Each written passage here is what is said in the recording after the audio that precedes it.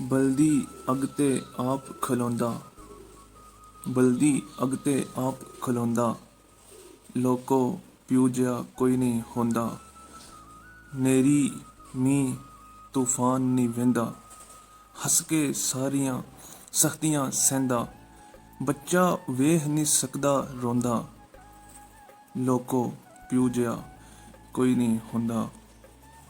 ਕਦੀ ਵੀ ਜਿਹੜਾ ਥੱਕਦਾ ਨਹੀਂ, ਕਦੀ ਵੀ ਜਿਹੜਾ ਥੱਕਦਾ ਨਹੀਂ, ਜ਼ਿੱਦਾਂ ਮਨ ਮਨ ਅੱਕਦਾ ਨਹੀਂ।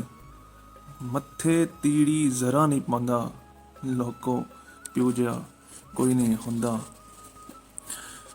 ਰੱਬ ਕੋ ਜਾ ਕੇ ਵੀ ਨਹੀਂ ਭੁੱਲਦਾ, ਰੱਬ ਕੋ ਜਾ ਕੇ ਵੀ ਨਹੀਂ ਭੁੱਲਦਾ।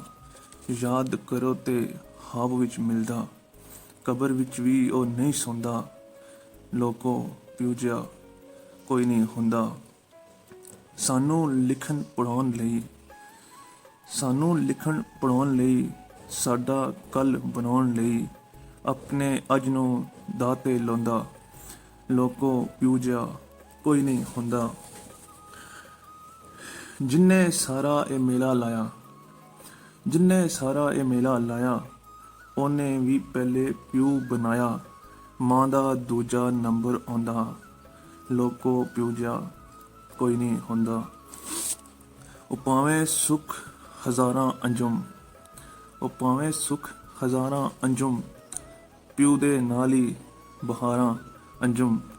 ਉਹ ਪਿਓ ਨਾ ਹੋਵੇ ਤੇ ਕੁਝ ਨਹੀਂ ਹੁੰਦਾ, ਪਿਓ ਨਾ ਹੋਵੇ ਤੇ ਕੁਝ ਨਹੀਂ ਹੁੰਦਾ, ਲੋਕੋ ਪਿਓ ਜਿਹਾ ਕੋਈ ਨਹੀਂ ਹੁੰਦਾ।